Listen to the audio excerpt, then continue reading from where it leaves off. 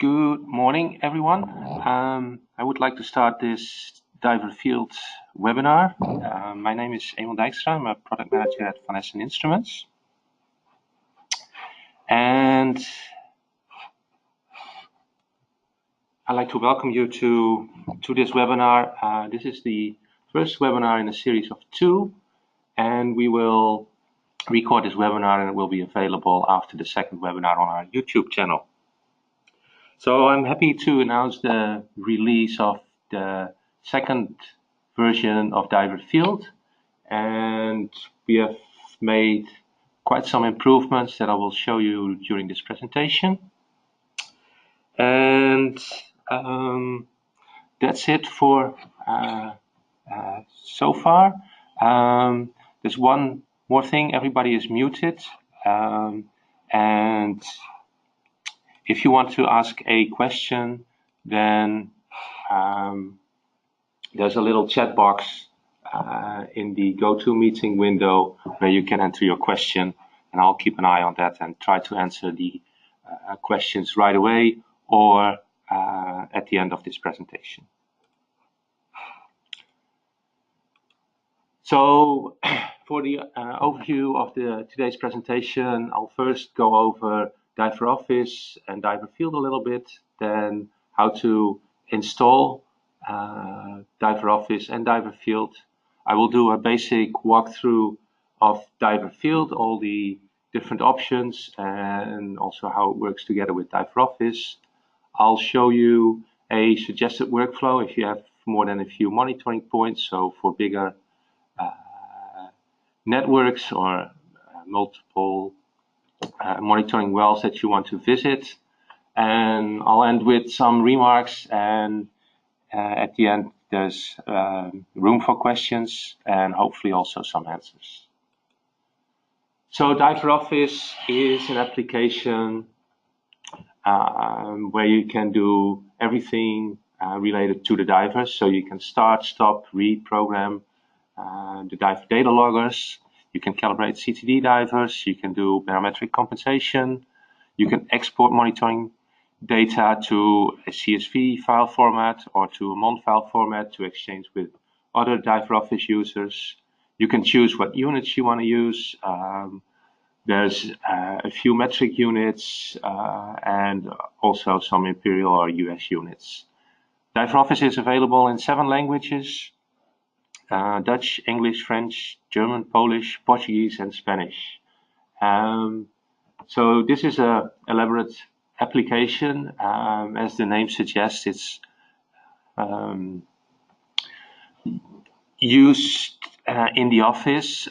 It's not very suitable for field use because it's harder to navigate on a smaller screen in the field with sunlight, and you really need a mouse to navigate through the application. So we developed DiverField, which is designed for field use. It has a contrast-rich screen.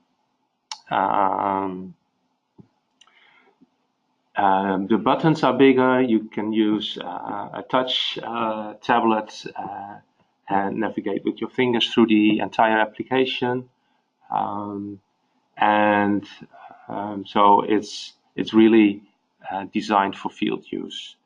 That also means that its use is really targeted for field use. So you can read settings and data from a diver, which is one of the most important things, of course.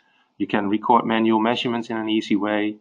You can download or display a graph of the downloaded data, but you cannot zoom into that graph. It's just a verification that the data is there. One other thing that is added to this is a real-time validation of diver and manual measurement data. So it gives you the opportunity to see if the manual measurement you entered is correct, if the diver is still working properly, and you can also export all the collected data to an XML file when you've finished doing your field work. So that's in brief DiverField. So these two applications use the same SQLite database, and that means that you don't want to use the application simultaneously. You want to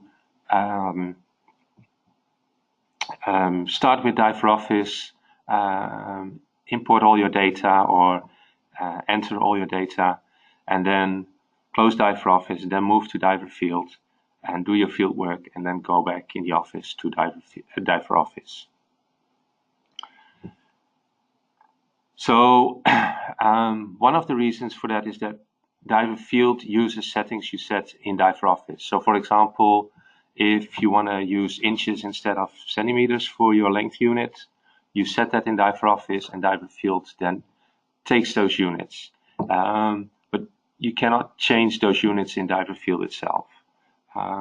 Also, importing data, you cannot do that in DiverField. You need DiverOffice to import that data. So as I said, this is DiverField 2.0. So we started with DiverField 1, of course, and so we made quite a few improvements. And this is a list of what we've done after getting feedback from our users. And so now you can program settings in the Diver, and these settings can be preset, or you can enter anything you want.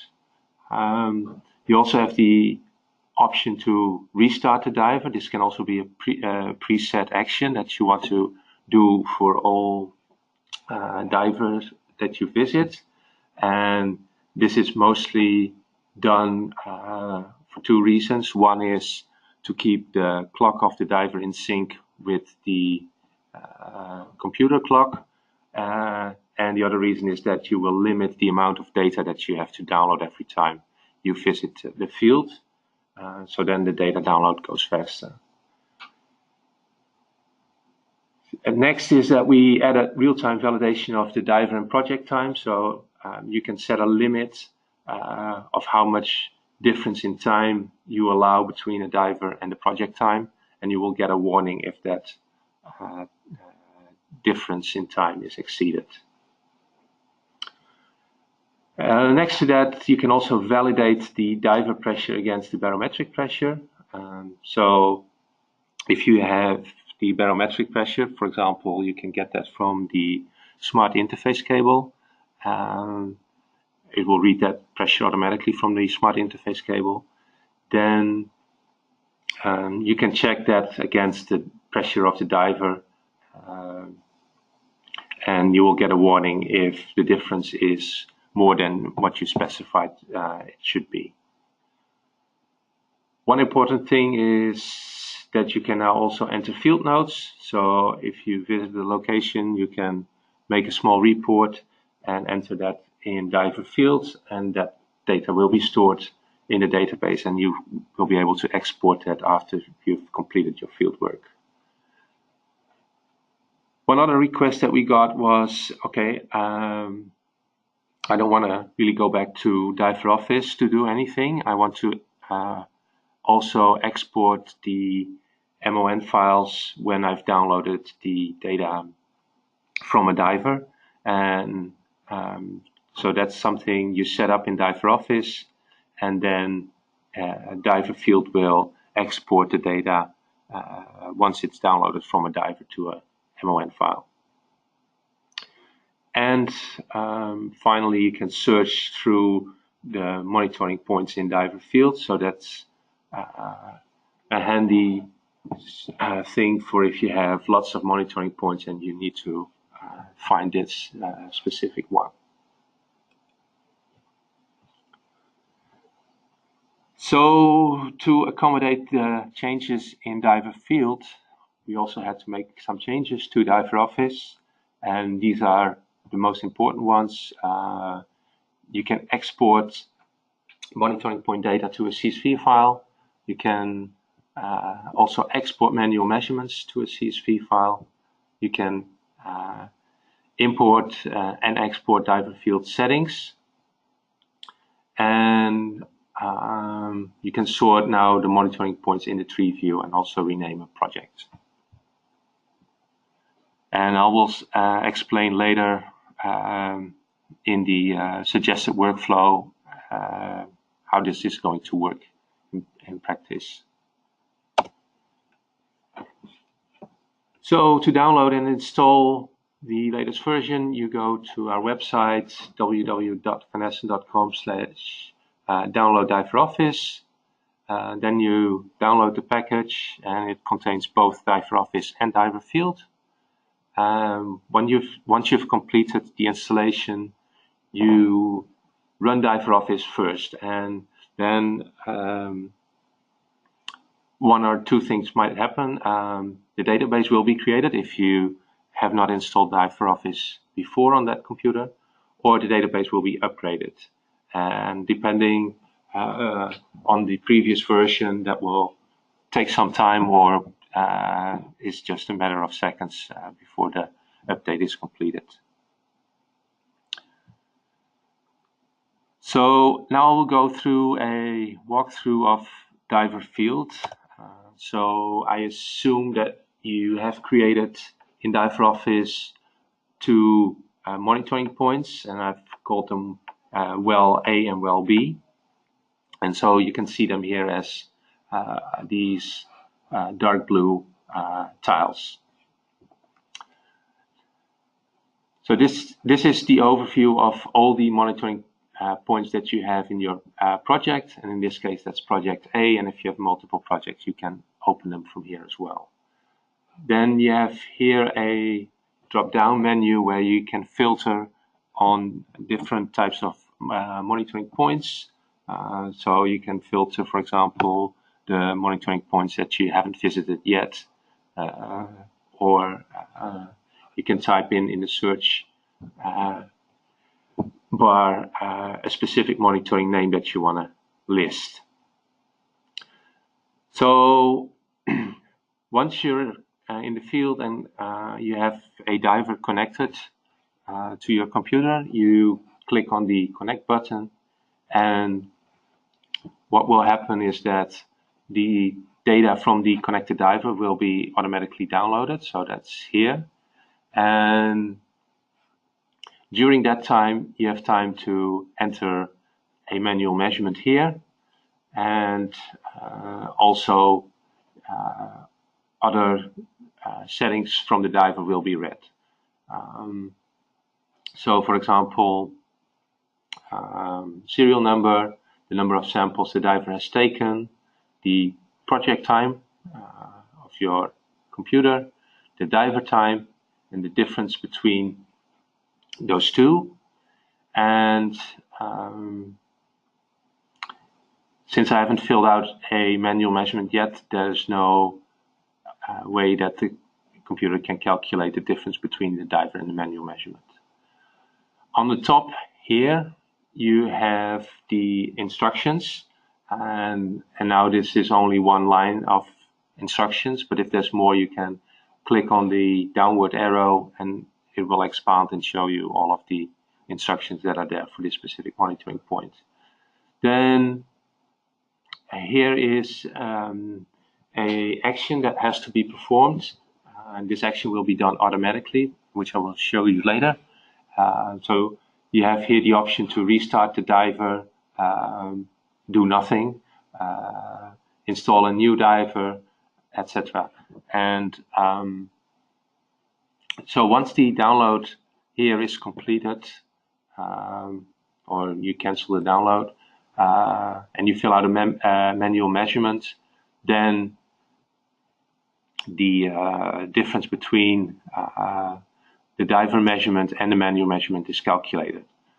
And the barometric pressure is a value that you can enter yourself from, for example, a barometric weather station that's close by. Or if you have a smart interface cable, it will read that value directly from the smart interface cable.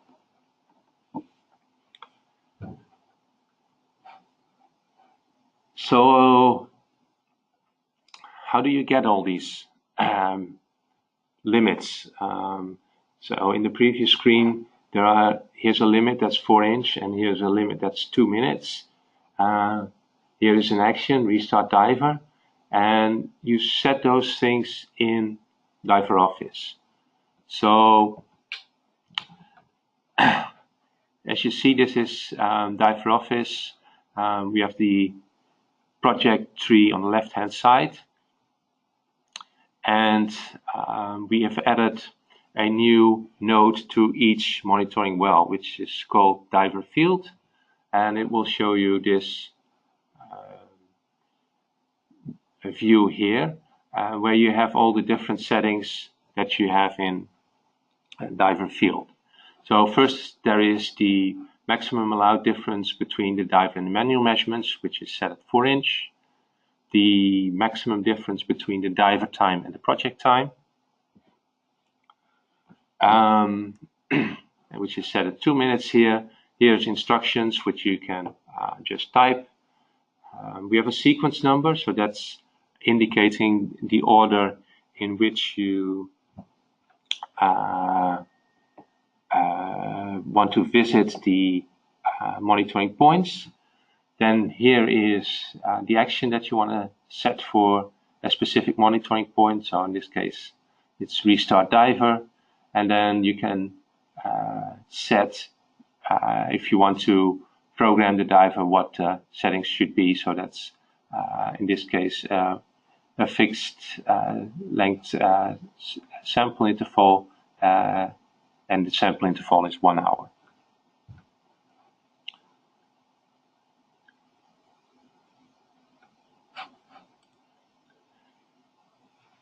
So what happens if the difference is exceeded?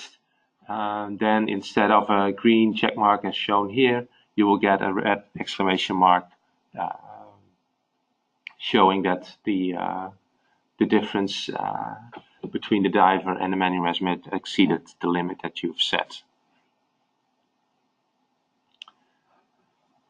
Then there's 3 tabs here. So we started with the diver check. Then the next one is diver data, and that will show you a graph of the data read from the diver. And in this case, that's pressure and temperature. If you have connected a CTD diver, then you will also see the connectivity in this graph. Then there's room for field notes in the 3rd tab. So if you select that one, then you can type here all things that you think are worth recording for that specific location that you've visited.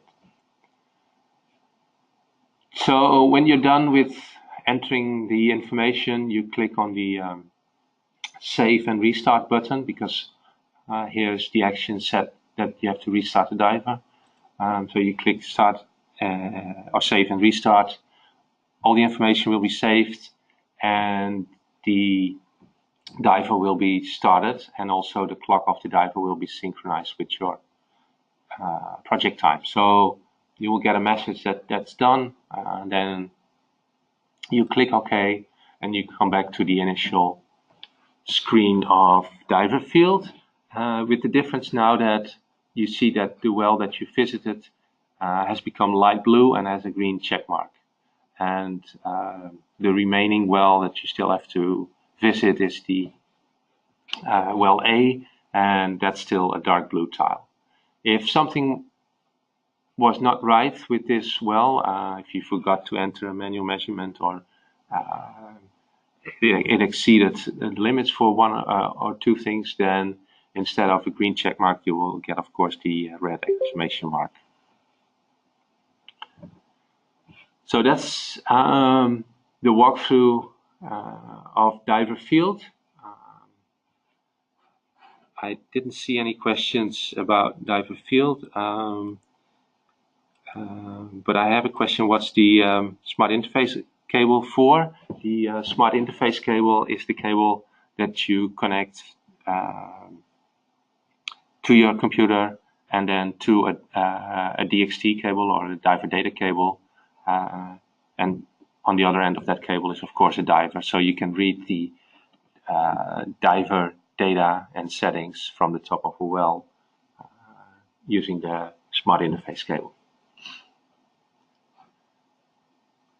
Next, I will go through a suggested workflow, and that's mostly for bigger projects with multiple wells. I mean, for a few wells, let's say up to 5 or so, you're probably better off just entering the data directly into DiverOffice. But if you have more, I would recommend going this route.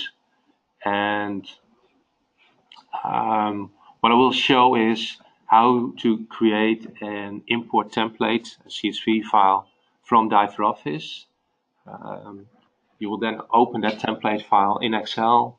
You enter or edit the data of the different monitoring wells in Excel, and then save the data as a CSV file, and then it's all set to be imported in DiverOffice. So how does that work? First, you open DiverOffice. You create a dummy monitoring point, or a real one. It doesn't really matter. But and then in the DiverField settings, you enter values for each setting, and this can be what you want to have or just a value, so you kind of see which value belongs to which field in the CSV file that we're going to export. So these are the actions that you want to do, and if you want to do more actions than restart, I would suggest that you create another monitoring point with a different action, and then you will see how that shows in the CSV file. Then for the diver settings, set the record interval close to what you want to have, so then it's easier to modify that in your Excel sheet. So once you've created 1 or 2 dummy monitoring points, the next step is to export the data to a CSV file. And the way to do that is in the menu in DiverOffice, you go to Export and you select Monitoring Points, and then it will ask you to enter a name and a location for saving that file. Then you can jump to the folder in which the CSV file was created, and then the next step is to open that CSV file in Excel. So that CSV file will look like is shown here. So in column A you have your monitoring point name, column B has a sequence number, cable length in the unit that you set in DiverOffice. Same is for top of casing, and then the action that you want to do after you are done with retrieving the data from the diver. So in this case, restart diver. This is the record interval. So in this case, it's a 1 hour interval, and for the next one it's a 2 hour, etc., etc. Here you can have your dummy instructions, and then the max difference for the difference between the manual measurement and the diver measurement, and for the diver time and the project time. And this difference is always in minutes. So once you've completed editing the CSV file, you save it, and then you can import the CSV file into DiverOffice, and you do that by going to the import menu, select monitoring points, and then a wizard will open. And since you've created that file using DiverOffice, and if you don't move the columns in Excel, then all the data mapping is in order, and there's nothing you really have to change here. Maybe if you're using different units, you might want to change them here, but then everything will be imported. If there's errors, they will be shown here with a red cross, and then by checking this checkbox here, you can show only the monitoring points that have errors, and before doing the import, or then you can cancel the import, fix the errors, and then try the import again. So then you click import, and everything will be imported into DiverOffice or in the database, and then you can close DiverOffice, open DiverField, and you will see all the monitoring points that you have imported in DiverField. Well, then the next step was to connect to a diver. Once you've collected all the data, you click Save and Restart, and then you will see the one monitoring point that was completed, and you continue to do that for all the monitoring points. And once you've done all your wells, you click the Finish and Export All Data. So then two things will happen. One is it will create an XML file with all the data that you've collected, and two, it will reset all the tiles. So all the tiles are then light blue, and when you finish and export all data, then all the tiles will become dark blue again, and that means basically that you can continue the next time with the same set of data. So then you're done.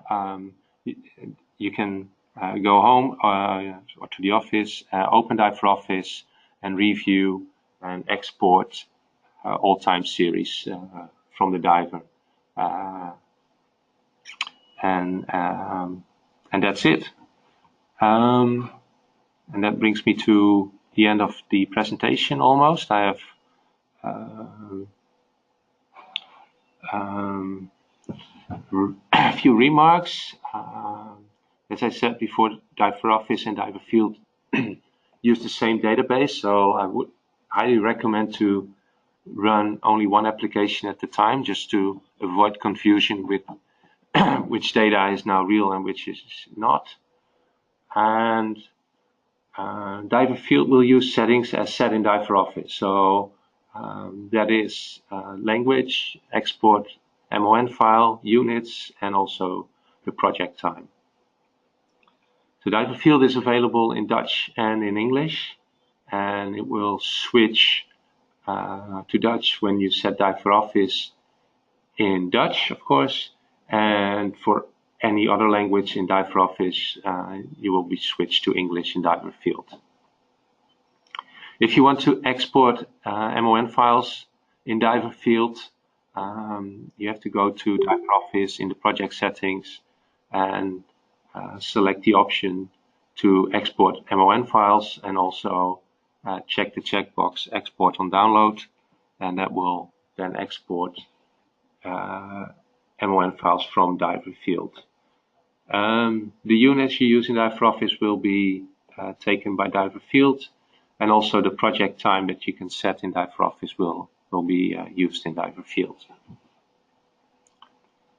One more important note is that DiverOffice and DiverField will not work under Windows XP. So you will need at least Windows 7 to be able to work with those two applications. I would like to thank you for attending this webinar, and hopefully see you soon in the next webinar. Thank you.